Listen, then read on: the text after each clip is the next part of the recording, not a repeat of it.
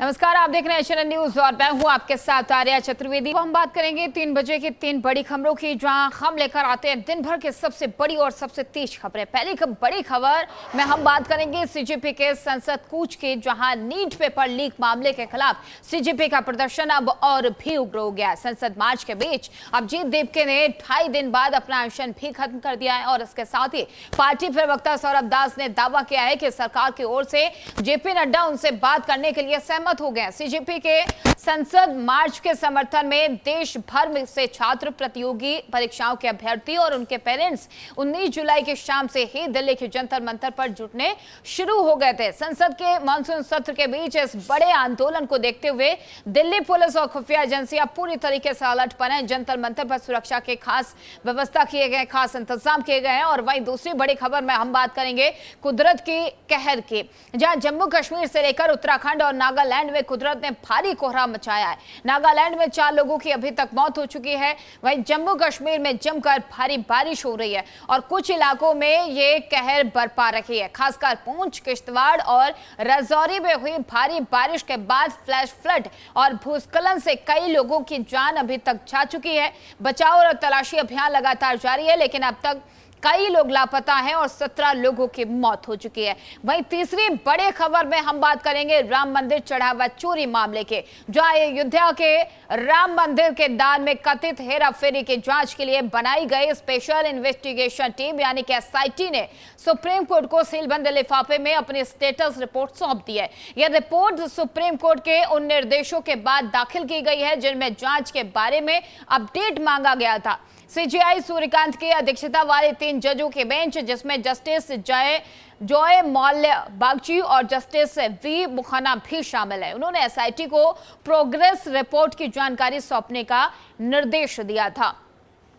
तो ऐसे में ये 3 बड़ी खबरें हैं। इन खबरों को लेकर आज हम विस्तार से चर्चा करेंगे, लेकिन सबसे पहले बात करेंगे सीजेपी के चलो संसद ऐलान के बाद से ही लगातार जंतर मंतर पर भारी संख्या में लोग जुटने शुरू हो चुके हैं।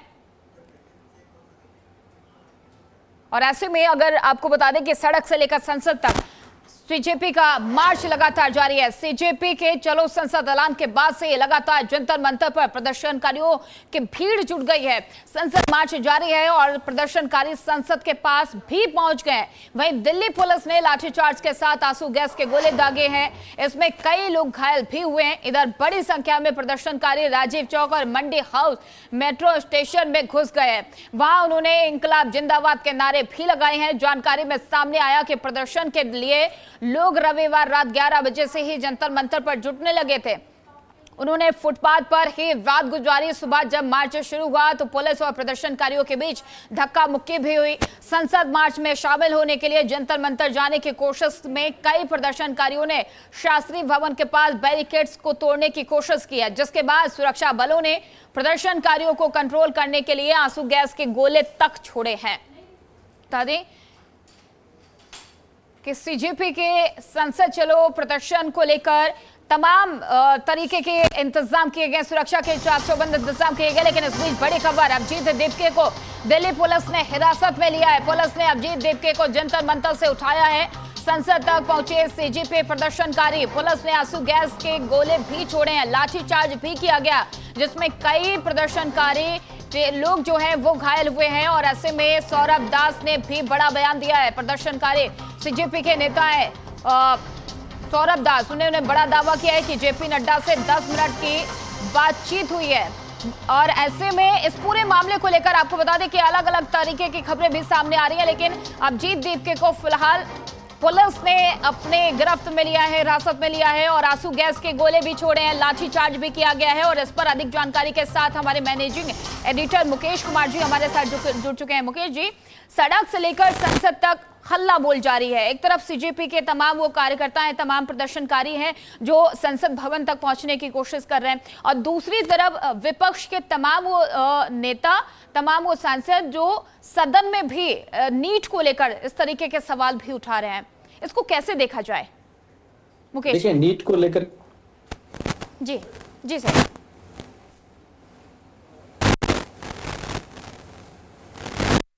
चलिए मुकेश जी से दोबारा संपर्क करने की कोशिश करेंगे, लेकिन आपको बता दें कि सड़क से लेकर संसद तक इस तरीके की हल्ला बोल लगातार जारी है। अलग अलग जगह पर प्रदर्शन के लिए जो प्रदर्शनकारी हैं उनको रोकने की हर एक कोशिश की जा रही है, बैरिकेडिंग लगाए गए हैं और संसद भवन तक पहुंचने की कोशिश प्रदर्शनकारियों की तरफ से जारी है। अभिजीत देवके को फिलहाल पुलिस ने अपनी हिरासत में ले लिया है। एक बार फिर से हमारे मैनेजिंग एडिटर मुकेश जी हमारे साथ जुड़ चुके हैं। मुकेश जी, सड़क से लेकर संसद तक हल्ला बोल जारी है। एक तरफ तमाम वो छात्र हैं, तमाम वो प्रदर्शनकारी हैं जो जंतर मंतर से भवन तक पहुंचने की कोशिश कर रहे हैं, दूसरी तरफ विपक्ष के तमाम वो नेता इनको समर्थन भी करते हुए नजर आ रहे हैं। राज्यसभा लोकसभा में नीट को लेकर सवाल भी उठा रहे हैं। इसको कैसे देखा जाए कि ये छात्रों का प्रदर्शन है या फिर ये राजनीतिक रूप ले चुका है?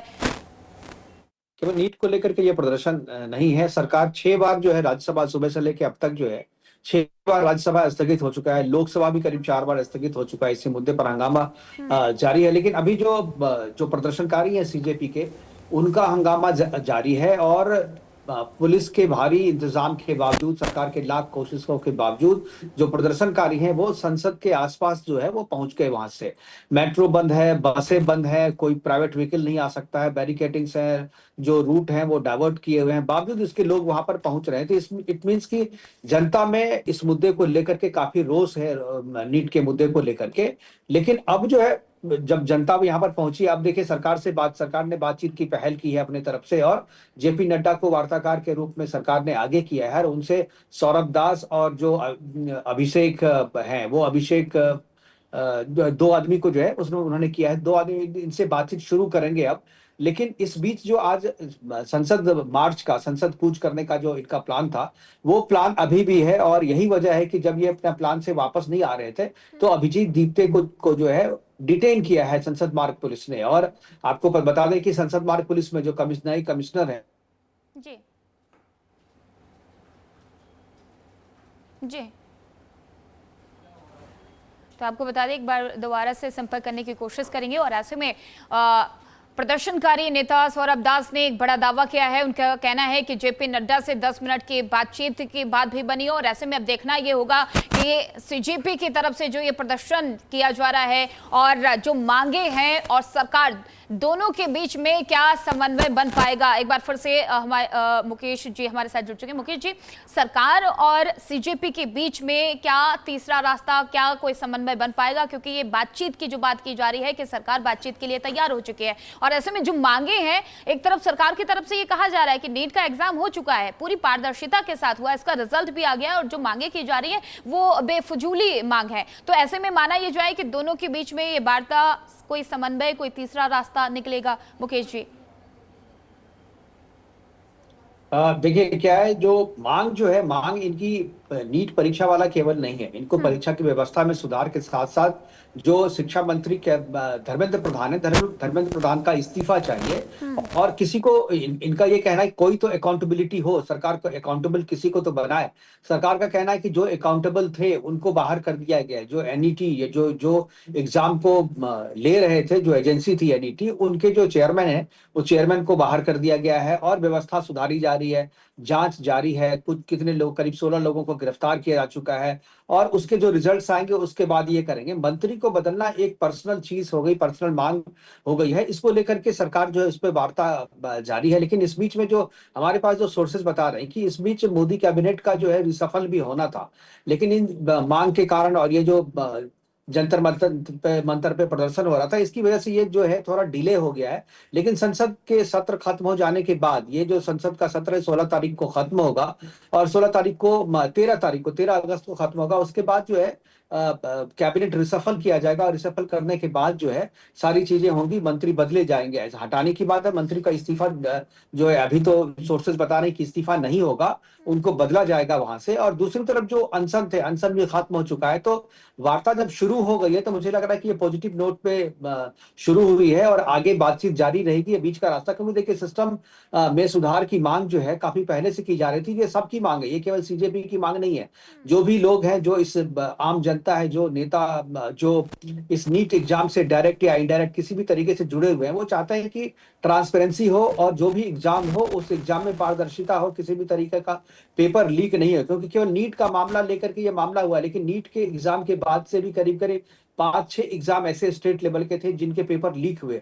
इसको लेकर के सरकार ने अपनी तरफ से कोशिश की है, लेकिन वो कोशिश नाकाफी है। तो जिम्मेदारी किसी को तो लेना होगा, इसलिए सरकार जो है, यही वजह है कि सरकार जब इसको रोक नहीं पाई तो सरकार ने वार्ता के लिए जो है आगे आगे सरकार आई है, और आगे से जेपी नड्डा की तरफ से यानी सरकार की तरफ से सीजेपी को ये वार्ता के लिए बुलाया गया है। और सोनम वांगचुक जो है, सोनम वांगचुक ने भी इस वार्ता का एक समर्थन किया है और अपना अनशन तोड़ दिया है। उन्होंने जो 20 दिन से वो अनशन पे थे, वो अनशन उन्होंने तोड़ दिया है। और उन्हीं के कहने पे जो अभिजीत दीप्ते हैं, अभिजीत दीप्ति ने भी अपना अनशन तोड़ दिया है। लेकिन ये आज का मार्च चूंकि पहले से प्रस्तावित था, देश भर से लोग वहां आ चुके थे, इसलिए उन्होंने वहां पर जो है प्रदर्शन किया है। बड़ी संख्या में लोग वहां पहुंचने की कोशिश कर रहे हैं। पूरी दिल्ली को छावनी में तब्दील कर दिया गया है। 10,000 से ज्यादा पुलिस फोर्सेज जो है अभी दिल्ली में हर एक मार्ग पे हैं, बैरिकेड्स लगाए गए हैं। लेकिन अभी तक किसी अप्रिय घटना की सूचना नहीं मिली है। हालांकि ये लोग शांतिपूर्ण प्रदर्शन की बात कर रहे थे, लेकिन प्रदर्शन उग्र भी हुआ। बहुत जगह तोड़फोड़ करने की कोशिश की गई। जो बैरिकेड्स हैं, बैरिकेड्स को